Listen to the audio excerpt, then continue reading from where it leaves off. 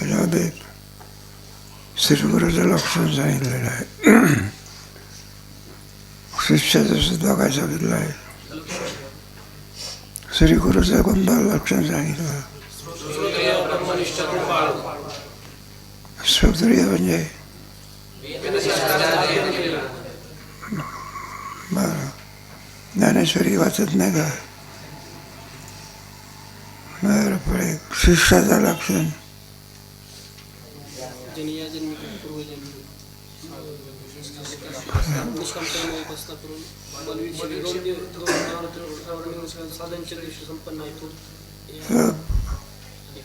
शिष्याचं लक्षण आहे. बरोबर आहे. श्री गुरुचं काय कर्तव्य आहे.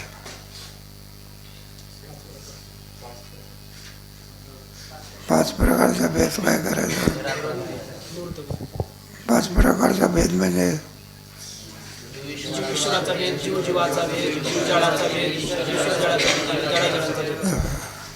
बरोबर आहे. त्याचा जीव ईश्वराचा भेद मानलेला आहे.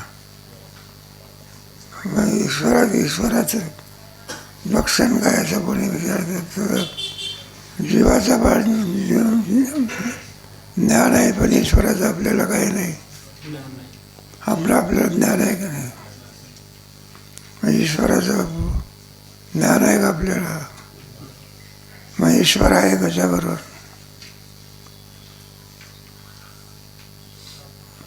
माहिती आहे. ईश्वर आहे का. जगत करता ईश्वर काय केला पाहिजे. कारण जगत करता जीव होऊ शकत नाही. आपोआप जगत होऊ शकत नाही. त्याचा कोणतरी काय मानला पाहिजे. गट आहे गट.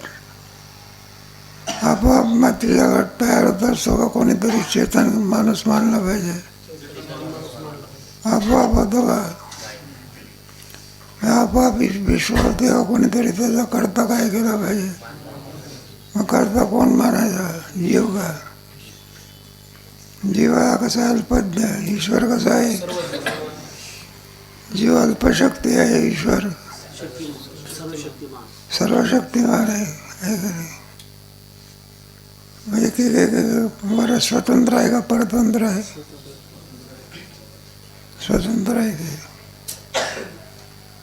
म्हणून जीव जगाचा करता होऊ शकत. जीव कसा आहे. तो करता आहे पण पाप पुण्याचा. कशाचा.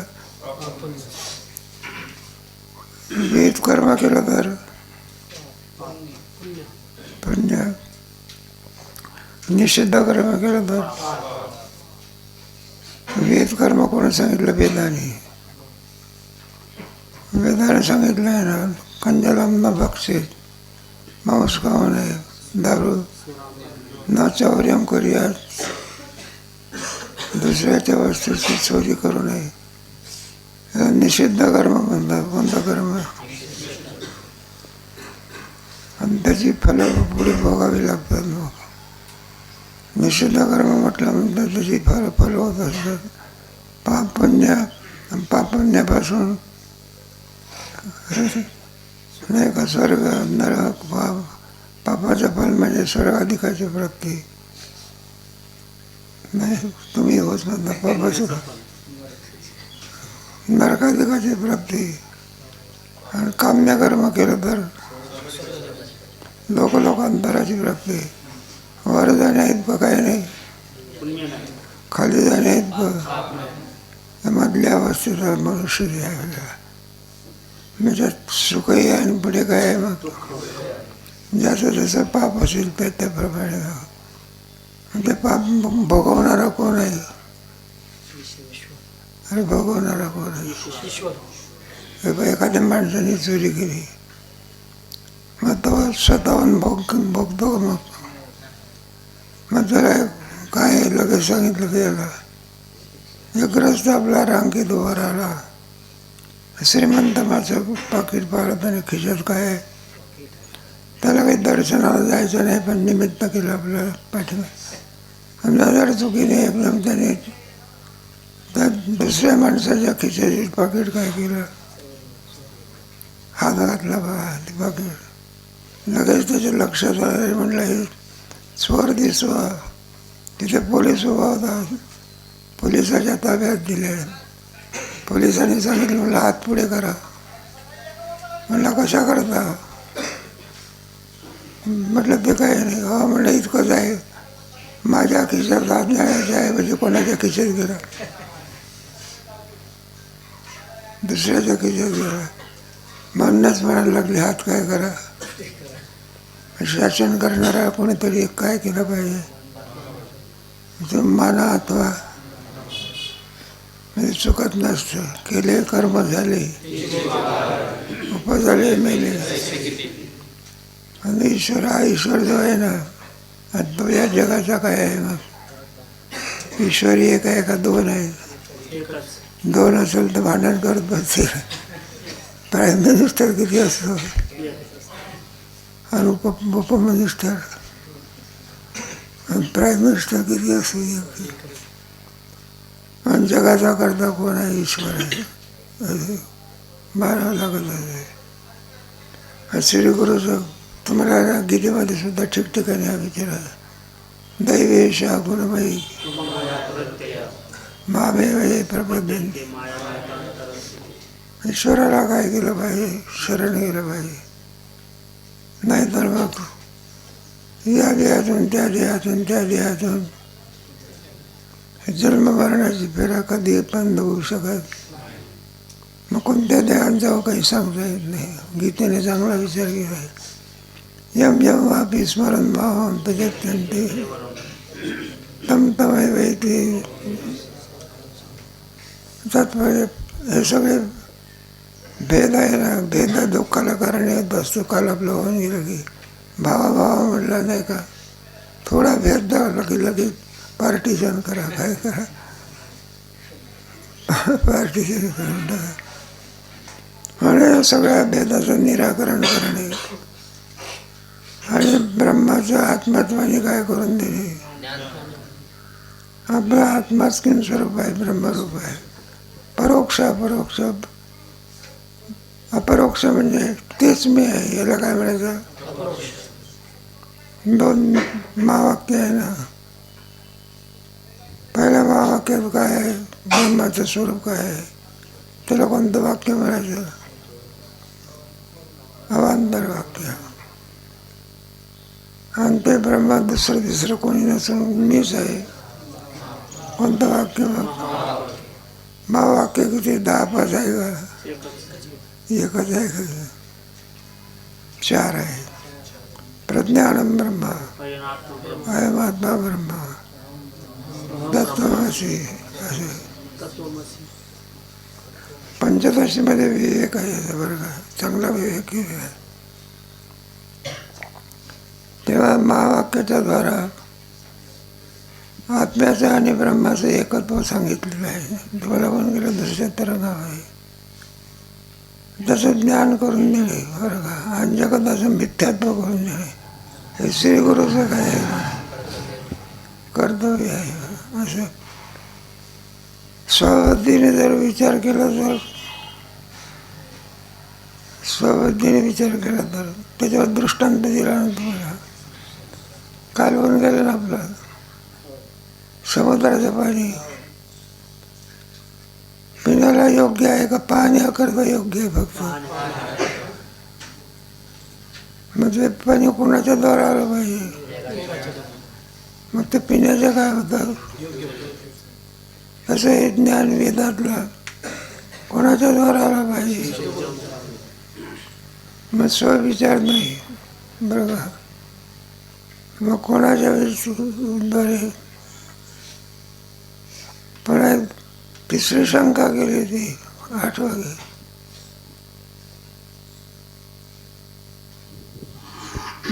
नाही सांगत स्वविचारी बा. रामानुज, मध्व, वल्लभ, निंबार्क या लोकांनी आपल्या गुरुजीच्या जवळ अध्ययन केलं. त्यांना जीव ब्रह्म ऐक्य ज्ञान न होता द्वैताचा निश्चय झाला आणि ते मुक्त झाले. माझी संगती कशी लावायची आता? काय म्हणतात, जीव ब्रह्म ऐक्य ज्ञान झालं तरच काय होतं. आणि त्याला जीव ब्रह्म ज्ञान न होताना काय झाले, मग विसंगतपणा झाला. पण आता जगात सत्य मानतात, भेद देखील काय मानतात. आणि ते जर मुक्त झाले की याचं काल आपण पाहिलं ना, काल विचार केला ना आपण, ते गुरुपदाला काही नव्हते. घरी जाऊन थोडं वाचत जागे त्याचा अनुवाद करता आला पाहिजे ना. पुढे 4था तरंग आहे, 5वा तरंग आहे. ते गुरुपदाला योग्य. गुरुपद कशा करतात, ब्रह्मविद्येचं आत्मत्वाने काय करून देणे, जगताचं मिथ्यात्वाने.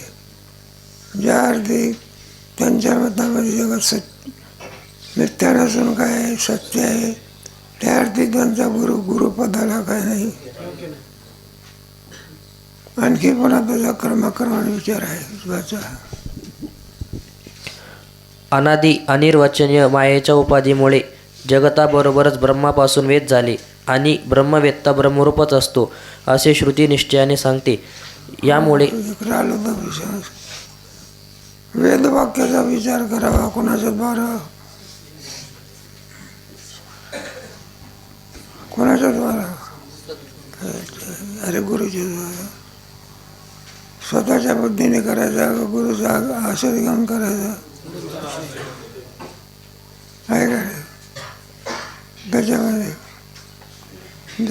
करतात. आम्हाला वेदवाक्याचा काय करायचा. आणि तुमचा ग्रंथ कोणत्या भाषेत आहे, मराठी भाषेत. विसंगतपणा आला, त्याचं उत्तरात आहे,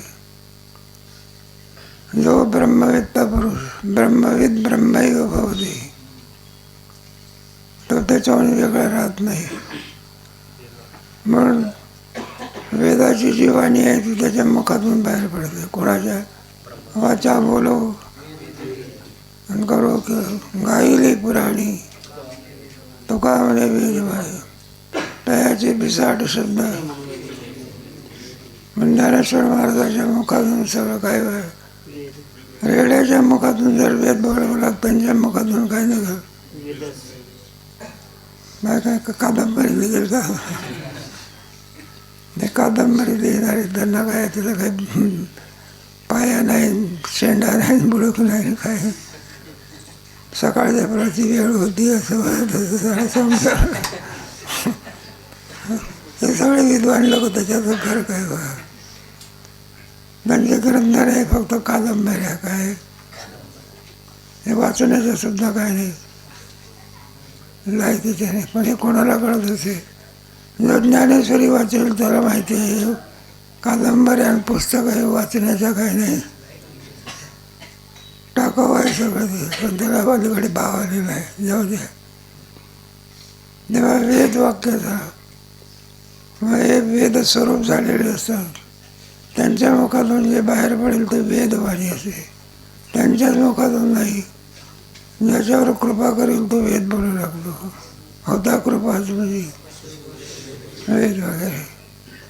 म्हणून ब्रह्मवेत्याची वाणी ही वेदवाणी असल्यामुळे मग ती कोणत्याही भाषेत असो, हिंदी भाषेत असो, मराठी भाषेत असो, कोणत्याही भाषेत असो, सगळ्या भाषेमध्ये ग्रंथ आहे. ज्ञानेश्वरीमध्ये 56 भाषा आहे. बा किती 56 भाषेचा किल्लास आहे. म्हणून वेद ब्रह्मवेत्याची वाणी कोणत्याही भाषेतली असू नका, ते ब्रह्मरूप आहे. मग आमचा ग्रंथ मराठी भाषेत जरी असला तरी वेदवाणीच आहे. काय तुकोबरायचं गाथा म्हणजे हे 4 वेद आहे. तुकोबराचा पाठ आहे. पुन्हा किती वेद झाले आता, पंचम वेद. पुढे वाचत जा. यामुळे ब्रह्मवेत्याची संस्कृत किंवा वाटेल त्या भाषेतील वाणी वेदरूपच आहे. या ठिकाणी भगवान श्री ज्ञानोबरायांच्या एका वाक्याची आठवण झाल्याशिवाय राहत नाही. तयाचे बेसाट शब्द सुखे मनो इति वेद, या ओवीत ब्रह्मवेत्याची वेड्यासारखी बडबड सुद्धा वेदच आहे असे महाराज सांगतात. तरी वेदांची वाणीतून वेदच बाहेर पड, सहज बोलणं नाही. सहज जरी बोलले तरी सुटवा, सहज बोले वाणी, त्या घरी वेदांत बाहेर पाणी. हे ब्रह्मवेत्याचं वैभव असे. मग ती भाषा कोणती असो, मराठी भाषा असो, काही संस्कृत असो, काही हिंदी असो, की कोणती असो. म्हणून आमचा ग्रंथ जरी मराठी भाषेमध्ये असला तरी वेद आहे. काय वेदामध्ये जे आहे तेच कोणाच आहे. आमच्या विचारसागरामध्ये वेदात तरी काय आहे. पुढे त्याचप्रमाणे श्री तुकोबरायही तुका म्हणे आम्ही विधीचे जनिते स्वयंभू आयते केले नहो असा आपला अनुभव सांगतात. हे पहा, तुकोबराला विचारलं तुम्ही कोण आहात? तुका म्हणे आम्ही विधीचे. अनुरेणू या थोकडा. शरीराने मोठा आहे का बोधाने मोठा आहे? काय कर एखादा मृष असो, खूप धाकट आहे, सगळं काही आहे, त्याला वाटलं पण कलेक्टर व्हावं, काय व्हावं, चांगला उंच पुरा धाकट देखणं आहे. मग आता कलेक्टरचा फॉर्म भरला, त्याला सांगितलं जरा सही करा, तर म्हणला अंगठा घ्या की आमचा आहे. तर त्याच्यातला काही नाही, अधिकारी नाही. हा म्हटलं उंच पुरा आहे की धडधाकट आहे ना, त्याच्याशी काय संबंध. बरं एक आपला किरकोळ माणूस आहे, गरीब आहे, मग तो लॉ म्हणजे बॅरिस्टर झालेला आहे, मग तो त्याचा काय आहे अधिकारी आहे. मग बाकीच्या याच्यावर अवलंबन नाही. मग गरीब असो का श्रीमंत असो का आणखी कोणताही असो, कोणा जातीचा असो का पंथाचा असो, त्याची वाणी म्हणजे सगळी ब्रह्मवेत्याची वाणी ब्रह्मरूप आहे. साधी जनाबाईची वाणी सुद्धा काय तिच्या भंग आहे ना, हे ग तिच्या भंगामध्ये बघ सखा माझा ज्ञानेश्वर, ज्ञानाचा सखा माझा. बरं दळणदळणारी बाई,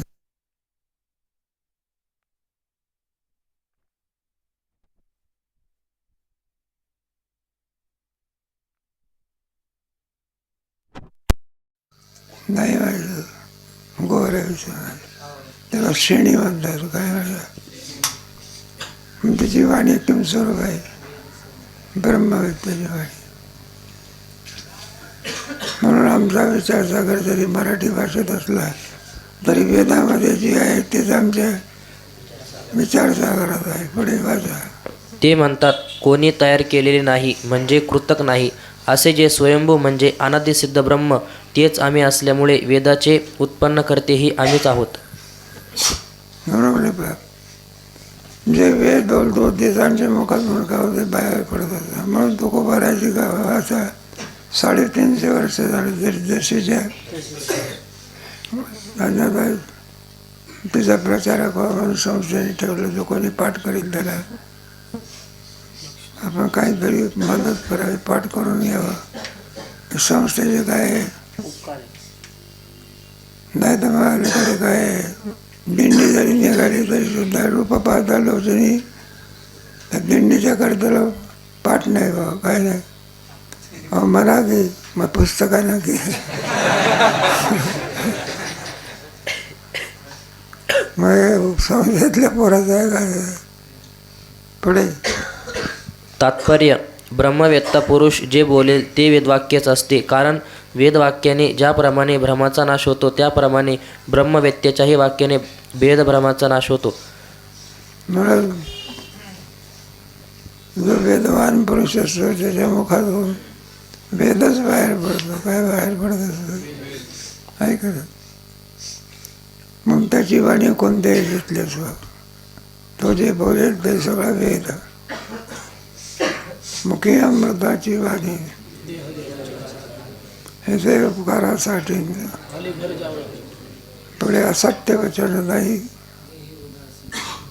संदर्भ नाही. पुढे आणि जर वेदवाक्यापासूनच ज्ञान होते इतर वाक्यापासून होत नाहीच असे म्हणणे असेल तर ते बरोबर नाही, कारण दृष्टफलात हा नियम नसतो.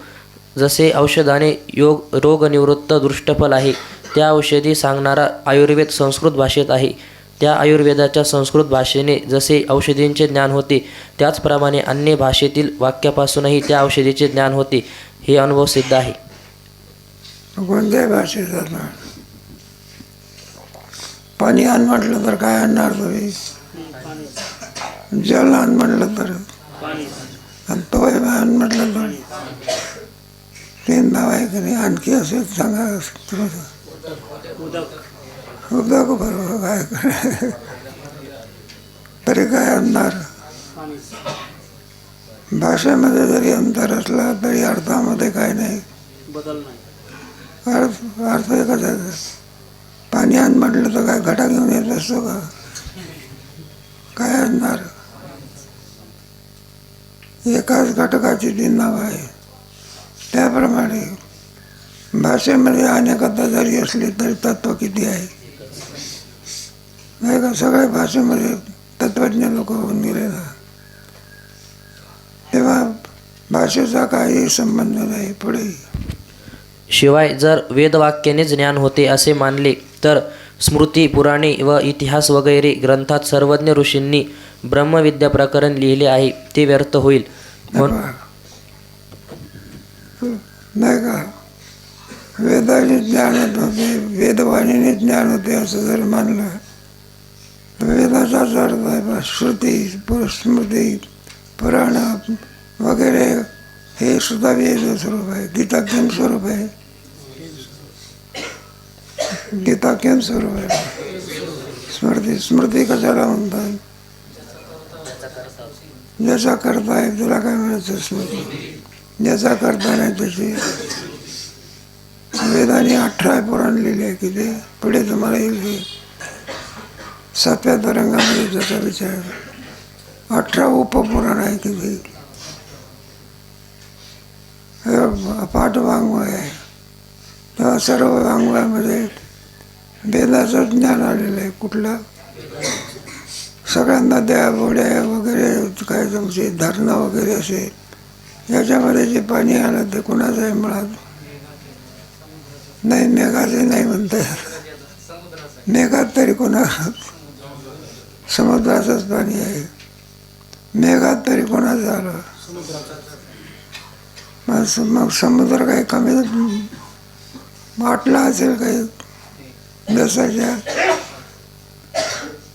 पूर्णाच्या पूर्ण. किती जरी उपसा झाला तरी समुद्र पूर्णाच्या, आणि किती नद्या मिळाल्या तरी मीनचं बरं काय होत नाही, तो कमी होत नाही. म्हणून समुद्राला पूर्ण म्हणतात.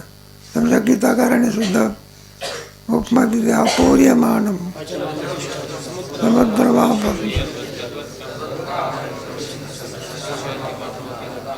पुढे. म्हणून सर्वांचा आत्मा जो ब्रह्म, त्याचे ज्ञान भाषा ग्रंथानेही होईल हे सिद्ध आहे. म्हणून त्याच्या मुखावरून जे काही बाहेर पडेल ते ज्ञान म्हणजे कोण आहे?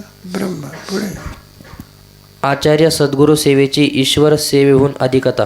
हे पहा, आता आपण जे काही शरणागती करतो, सेवा करतो, त्याचे 2 प्रकार असतात नाही का? कर्तव्यविहित कर्माचे जे प्रकार आहे ना, त्याच्यामध्ये अनेकत्व आहे.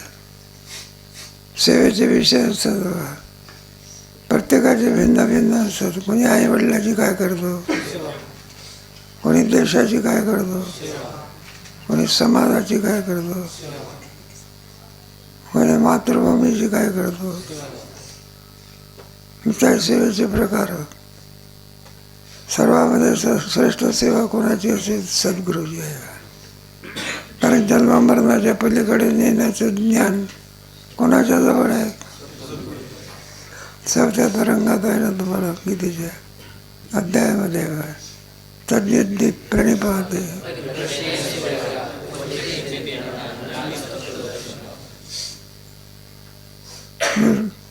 सर्वांमध्ये श्रेष्ठ सेवा कोणाची आहे? मग म्हटलं इथं काय कमी आहे का? त्याचा अर्थ असा आहे, एखादा वर्ष सेवा करतो. त्याला म्हटलं इतकी सेवा करतो, तर म्हटलं आमचे आई बाप आणि ईश्वर भिन्न नाही. काय नाही, जी सेवा ईश्वराची केली जाते तीच सेवा आई वडिलाची काय केली आहे का नाही. पुंडलिकाने सुद्धा आई वडिलाला काय मानलं होतं? ईश्वर. सद्गुरूला सुद्धा शिष्य काय मानतो? एक राजकर्ते असतात ना, ते सुद्धा देशाची सेवा म्हणजे कोणाची सेवा? ईश्वराची. परिच्छिन्न मानत नाही. पण सर्वांमध्ये श्रेष्ठ सेवा कोणची आहे? श्री गुरुची. अच्छा. अधिकारी म्हणजे जिज्ञासू पुरुषाने ब्रह्मरूप असलेल्या आपल्या सद्गुरूंची सर्व भावाने सेवा केली तर श्री गुरु प्रसन्न होऊन परमतत्वाचा उपदेश करतील. मग नाही का, सर्व भावाने जर आपल्या सद्गुरूची सेवा केली, पुढचा लाभ सांगितलेला आहे. श्री गुरु प्रसन्न होतील आणि प्रसन्न झाल्यानंतर बोध प्राप्त होईल. त्या बोधाच्या योगाने तुमचा काय होईल? तुमच्या गीतेमध्ये शेवट अध्यायामध्ये चौथ्या अध्यायामध्ये ज्ञानाग्नी सर्व कर्माणी नाही ज्ञानेन सद्मृशं तत्स्वयं योग संसिद्धी. ज्ञान नसेल तर सद्गुरु पदाला काय होत नाही. गुरु आहे बरं का, काय सद्गुरू नाही. काहीतरी विद्या प्राप्त झाली ना तुम्हाला, कोणतं काही काय असे ना, गुरु या पदाला काय तो प्राप्त आहे. बाह्य विषय पुष्कळ आहे, त्याच्या पाय पोट भरण्याच्या विद्या ज्याच्यापासून मिळत असेल त्यालाही सुद्धा गुरुपद प्राप्त देतात. अनेक आहे. यावंती ज्ञानाने धावंती विज्ञानाने. एखाद्या ड्रायव्हरला जर गाडी चालवण्याची अक्कल नसेल तर त्याला अगोदर काय करावं लागते? एखादा विमान चालवण्याची अक्कल नसेल तर सगळे 200-300 माणसं. विद्या आहे का नाही? विद्या काय? आमचं कीर्तन होतं, पकवाजा जोडायला कोणीच नव्हतं. त्या गोडीवर पकवाजा आणून ठेवलं. कीर्तन किती वेळ थांबायला. कीर्तनाला सुरुवात केली. एक बाई आली बा, ती म्हणे बाबा मी पकवाजा होती. आणि म्हटलं बरं आहे बाबा, म्हटलं आनंदाची गोष्ट आहे ते. म्हटलं तुझी चांगली गोष्ट आहे. नाही म्हटलं मी सुद्धा पकवाजा होती. म्हटलं हे काय करत, कसा वाजवते? म्हटलं थापा मारत असते. मग थापा मारणे, पकवाजा जाऊन आहे का त्याच्यातून बोल काढणे. मग शिकवणार आहे सुद्धा कोण आहे? आमचे पांडुरंग बाबा काय शिकवायचे. मग त्याने सुद्धा काय विद्यार्थी काय म्हणायचे. पण ते गुरु आहेत, पण कोणते गुरु नाही. सद्गुरू म्हणजे ब्रह्मविद्येचा उपदेश करणारा. श्रोत्रिय पुढे त्या उपदेशाने जिज्ञासूस आत्मज्ञान प्राप्त होऊन तो कृतकृत्य होईल. म्हणून जिज्ञासूस ईश्वर सेवेहून सद्गुरू सेवा श्रेष्ठ आहे. ईश्वर सेवा त्यापेक्षा सद्गुरू सेवा काय आहे? ईश्वर सेवेने पुण्यात्पत्ती होईल आणि सद्गुरूच्या सेवेने आत्मज्ञान प्राप्त होईल. आत्मज्ञानाने जीवाचा काय होतं? बाकी सगळे ज्ञान असले उपकाराच्या बाबतीमध्ये काहीच होतं. अर्जुनाच्या ठिकाणी देवाने भगवद्गीता सांगण्याच्या पूर्वी तो का सामान्य होता का? सकल कला प्रवीण असं म्हटलं होतं. ब्रह्मनाडावेशामध्ये तो घोड्यात ऐकण्यात इतका प्रवीण होता. सगळ्या मटाडत का बसला बरं? गीतेमध्ये आहे ना, दुसऱ्या अध्यायात आहे ना, दुसऱ्या अध्याय आहे, पहिला श्लोक आहे. तंतदा कृपयाविष्टा शुभ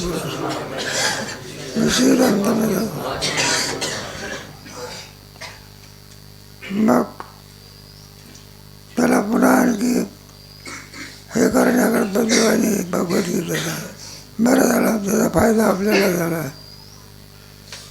निमित्त कोण होता? फायदा आपल्याला झाला त्याचा. बरं आहे ना. 250 वर्षापूर्वी ती गीता होती. चांगली गोष्ट आहे, ती गीता आपल्याला प्राप्त झाली. तेव्हा हे सर्व कशा करता सगळं सांगितलं आहे. सर्व जरी ज्ञान असले पण तरी पण सुद्धा त्याची पूर्णता ज्ञानाने होत नाही. कशाने होते? भगवद्गीतेतलं ज्ञान, किंवा त्याला अध्यात्मज्ञान म्हणतात, ब्रह्मज्ञान. एका ब्रह्मज्ञानाशिवाय बाकीची ज्ञान म्हणण्याच्या सुद्धा काही नाही, ती लायकीची नाही. तर चांगदेव महाराज सगळ्या विद्येत काय होतं? त्यांचे आरण मारण उच्चाटन दरम्यान ते साप सुद्धा भेटलं कोणाला. वाघाला भीत नव्हता कोण? तो वाघ कोणाला भीत द्यायचा? मग म्हणला बाबा दोनला इकडे वाघ इकडे म्हटलं तर म्हणलं कशा करता? म्हटलं तुझ्या पाठीवर बसायचं. म्हटलं कुठं जायचं? कुठं? ज्ञानेश्वर महाराजच्या दर्शनाला. तर सापाला सांगितलं, म्हणलं इकडे. म्हणलं कशा करता? म्हणलं चाबूक करायचा आहे. तर साप सुद्धा कोणाला घेत होता? मग चांगदेव महाराजाला. वाघ सुद्धा काय? आणि आपण आपल्याला वाघ भीतो का आपण वाघाला भीतो? तर थोडा धुमाकूळ सोडलेला आहे. काय सोडलेलं आहे? बऱ्याचशा लोकांचं काय केलेलं आहे? इथं आपण माणसावर आलेले, कुत्र्यावर सुद्धा आलेले. माणसाला सांगता येते, कुत्र्याला काय करता येत नाही. जाऊ द्या. हे सर्व जरी चांगलीवाला विद्या होती तरी उद्धार कुठे झाला? उद्धाराकरता कोणाकडे शरणागती प्राप्त करावं लागली? ज्ञानेश्वर महाराजाकडे. ज्ञानेश्वर करता सुद्धा मुक्ताबाईकडे गेला होता आणि तिचे पाय धरले. हा बाबा किती वर्षाचा आहे? काय काय? मुक्ताबाई 14च्या निमे 7 वर्षाची काय? आणि हा बाबा वडाचं झाडच.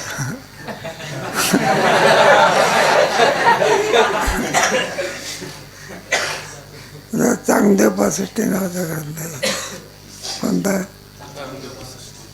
स्वस्ति स्त्री वाटायचं जो लपवणे शकला दावी मला बकरा असं वाटून मुदायला करे.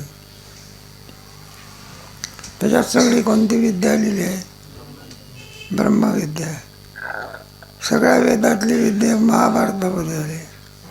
महाभारतातली विद्या सगळी भगवद्गीतेत आली.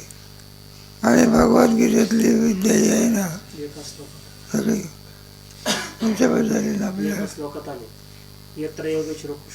नाही, एका अध्यायात आहे अमृता वगैरे ह्याच्यात आलेली आहे. आणि पुढे अमृतानुभवामधली सगळी विद्या चांगदेव 65मध्ये आली आहे. आणि चांगदेव 65मधली सगळी विद्या हरिपाठात आलेली आहे. म्हणून हरिपाठाला अप्रतिम महात्म्य. कोणतं? आता अलीकडच्या काळामध्ये सत्य पुष्कळ होते. नाही तर कीर्तनकार बोला, पण हरिपाठाचा त्रिकालिक अत्यंत व्हा.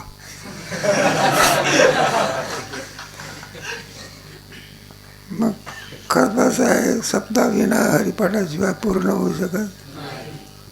आणि त्याच्यामध्ये सगळ्याचा काय आहे? समावेश, प्रवेश आहे. इतकं हरिपाठाला काय महत्त्व आहे. कारण ज्ञानेश्वर महाराजांनी तेवढ्या अभंगामध्ये सगळा वेद आणलेला आहे. सर्व सुख गोडी साई सागर आणि कामार्थ घडी राव. पुढे वाचा. ईश्वर उपासकास केवळ पुण्यरूप अदृष्ट उत्पन्न होईल, आत्मबोध होणार नाही. सद्गुरू सेवेपासून अदृष्ट पुण्य तर उत्पन्न होईलच, पण त्याची आवश्यकता न करता श्री सद्गुरूंच्या प्रसन्नतेने अद्वैत तत्त्वज्ञानाचा उपदेश होऊन ज्ञानद्वारा तात्काळ म्हणजे याच जन्मात मोक्ष प्राप्त होतो असे दृष्टफल आहे. बरं, ईश्वराची सेवा केली तर काय उत्पन्न होईल? पुण्य उत्पन्न होईल, नाही का? पण आत्मबोध होणार नाही. काय होणार नाही? आत्मबोध होणार नाही. असं पुण्याईनं तरी आणखी माणसाला योग्यता प्राप्त होते, पण पूर्णता मात्र ज्ञानानेच होत असते. पुण्याईच्या योगाने मनुष्य काय होतं? पूर्ण होतो. कोण पुण्य फळ आले आजी देखील पावले, हे पुण्य सांगितलं. सर्वाला उपयुक्त पडणारा जर कोणता असेल पुण्य म्हणतात. परमार्थामध्ये पुण्याची काय आहे? एखादा मनुष्य म्हणत असताना काय म्हणला तुमचं ते नाही विचार, हरिमुखे म्हणान हरिमुखे म्हणान पुण्याची गणना कोण करी? तेच तो अभंग, तोच तो, त्याला तो आवडत नाही. त्याचा अर्थ त्याचं पुण्य काय आहे? बहुधा सुकृताची आणि म्हणूनही विठ्ठली आवडी.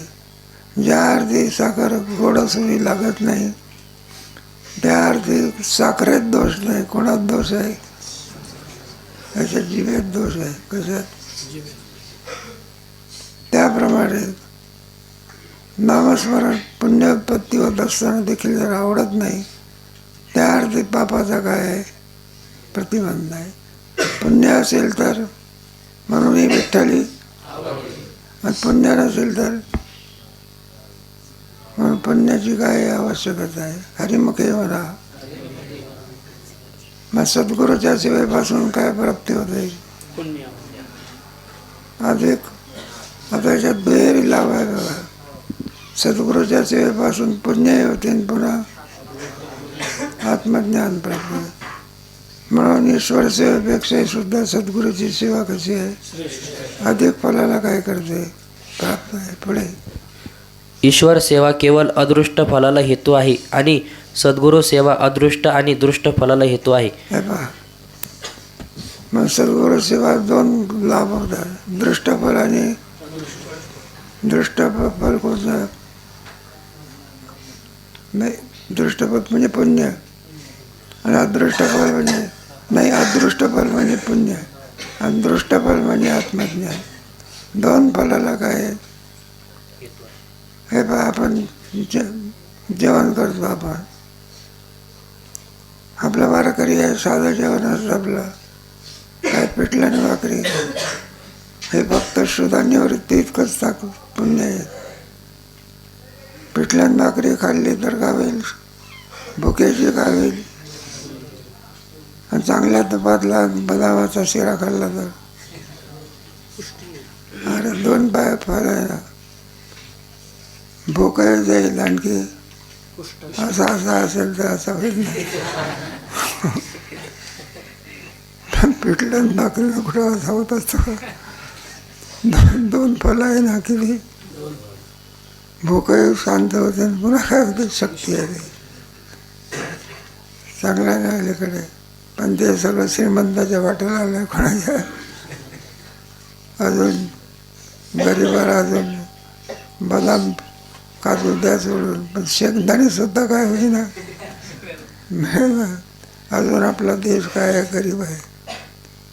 आता संस्था सुद्धा गरीब होती, आता श्रीमंत व्हायला लागली. जाऊ द्या पुढे. म्हणून मंद तीव्र अशा कोणत्याही अधिकाऱ्यास ईश्वर सेवेहून सद्गुरू सेवाच श्रेष्ठ आहे व ती ईश्वर सेवेपेक्षा कोणती सेवा? सद्गुरू.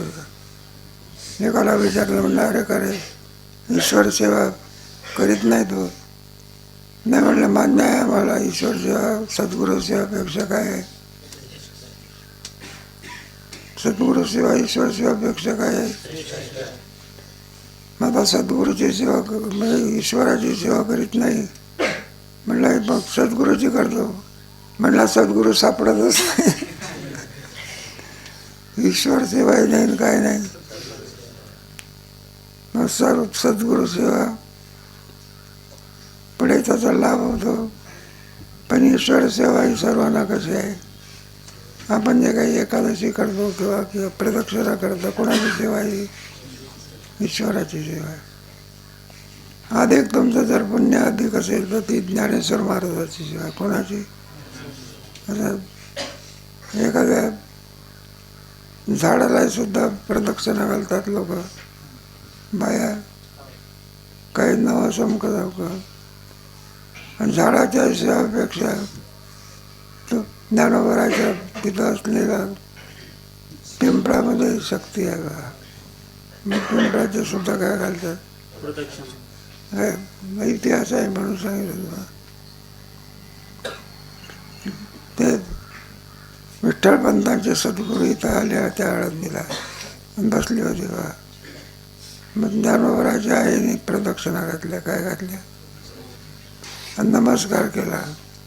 काहीतरी पद्रवती म्हणजे महाराज आज नमस्कार या जन्मातला आहे का दुसऱ्या जन्मातला. मग विचार केला, म्हटलं काय भानगड आहे, काय कळेना. म्हटलं आमच्या आणि मग यजमानाने संन्यास स्वीकारलेला संपला. मग त्यांच्या ध्यानात आलं, जो संन्यास स्वीकारलेला आहे तो ज्ञानेश्वर महाराजांचा काय वडील आहे. चांगलं चरित्र ज्ञानेश्वर महाराजाचा.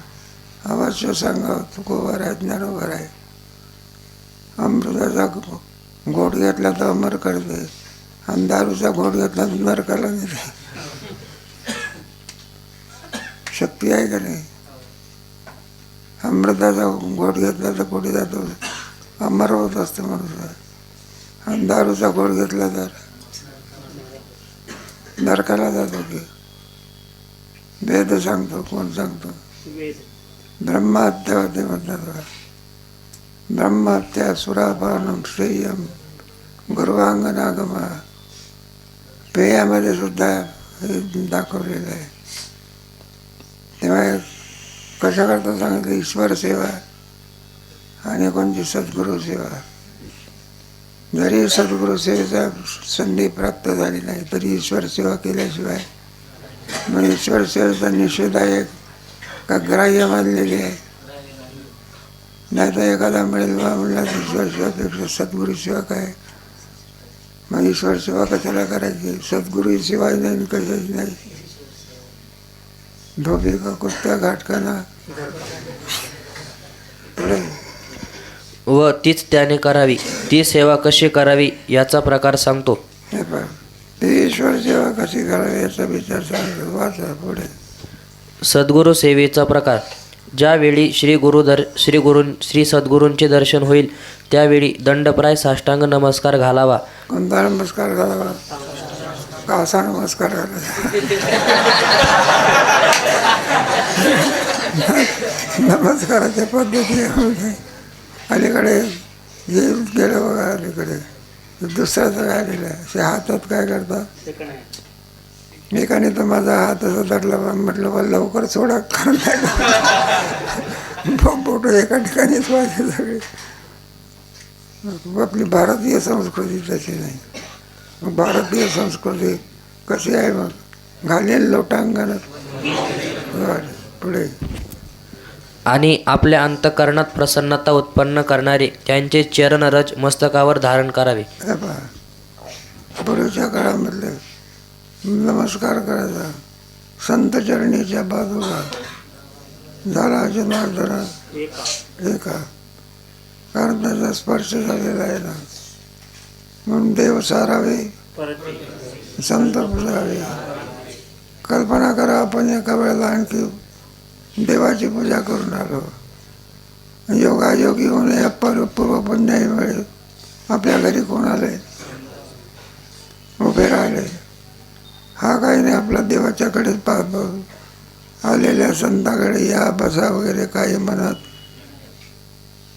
मग ज्याची पूजा करतो, कोणाची, देवाची. देव सांगतो, म्हटलं माझी पूजा काय कर, कोणाची पूजा कर.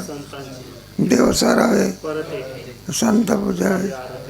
नाही म्हटलं आम्ही संताची पूजा करत नाही, तुमचीच पूजा करतो. ती दगड द्यायची, फुलं मारत नाही तो, फुल वाहत नाही काय बरं का. फुलं वाहतो ना आपण म्हटलं ते फुलं वाहत नाही तू, ते दगडाप्रमाणे मला लागतात. कुठे येते दगड द्यायचे वरी. इतकं सद्गुरूला काय दिलेलं आहे, महत्त्व दिलेलं आहे. सर्वशास्त्र तुमच्या एकलव्याने मातीचा देव गुरु केला होता कशाचा, तरी अर्जुनापेक्षा आणखी इतरापेक्षा त्यांना जी शस्त्रविद्या मिळाली ती नारळ एवढी अर्जुनाला मिळाली नाही, कोणालाच नाही. मग तेच द्रोण केला. ही शक्ती कोणाचाही सद्गुरू आहे. श्रीगुरू साळे का इतराचा लेखा, समर्थाची कांता मनाची आरोग्य. सद्गुरू म्हणजे कसा मिळते पुढे. त्यांचे जवळच वास करावा आणि ज्याचे मनात रात्रंदिवस या जन्म मरणरूप संसार बंधापासून मी कधी मुक्त होईन, ब्रह्मानंद केव्हा प्राप्त होईल अशी तीव्र इच्छा आहे, त्याने आपल्याजवळ असेल ती सर्व इच्छेचा विषय सांगितला. सेवा करावी, शरणागती करावी, पण त्याच्यात बरं का संसारिक लाभा करता. कशा करता? संसारिक लाभ म्हणजे सर्वांना सुखी असावं, काहीतरी लाभ असतात त्याच्यामध्ये. ते लाभ जर नाही झाले तर सेवा काय करतो तो. तुमच्या गीतेमध्ये 7व्या अध्यायामध्ये आहे ना, भक्ताचे सुद्धा किती प्रकार पडलेले आहे. 4 प्रकार पडलेले आहे ना 7व्या अध्यायामध्ये गीतेच्या. कोणते 4 प्रकार आहे? अर्थ जिज्ञासू, अर्थात ज्ञानी, अर्धभक्त, पुढे पुढे आणि पुन्हा सर्वात अर्धभक्त म्हणजे संकट आलं तर फक्त काय करतो ईश्वराची, आणि संकट गेलं की खंडित. मग कोणा देवाला विचारतो का? संकटाकरता फक्त देव मानतो. कोणाकरता? एरवी देवाला मान्य करता तयार होत. मग कोणता भक्त मारायचा? अर्धभक्त. सतत सेवा करतो का संकटाच्या वेळेला मनासारखं झालं नाही म्हणजे मग सेवा करतो. पुढे म्हणून झालं का अर्थभक्त, पुढे अर्थार्थी भक्त. तो एक सेवा करतो. अर्थ जिज्ञासू अर्थ जिज्ञासू अर्थ जिज्ञासू भक्त मात्र संसार बंधनातून मुक्त होण्याची काय करतो. अर्थार्थी म्हणजे ईश्वराची सेवा केली म्हणजे लोकांतराची काय होईल याला अर्थार्थी. भक्ती करतो पण कशा करता? लोकांतराची प्राप्ती व्हावी. अर्थही भक्ती करतो पण कशा करतो? दुःखाची काय व्हावी. आणि साधा काही सेवा करतो कशा करतो? उद्धारा करतो. कायमी उद्धार. फरक आहे का त्याच्यामध्ये? आणि अर्थार्थी भक्त इच्छा हे करतो लोकांतर, स्वर्गाची काय तुमचा कैलास म्हणा, ब्रह्मलोक म्हणा, अगोदर अपेक्षा ठेवतो, नंतर सेवेमध्ये काय होतो? लोकांचा भक्त. आणि पुढे कशाची सेवा? निरपेक्षपणा. कोणची?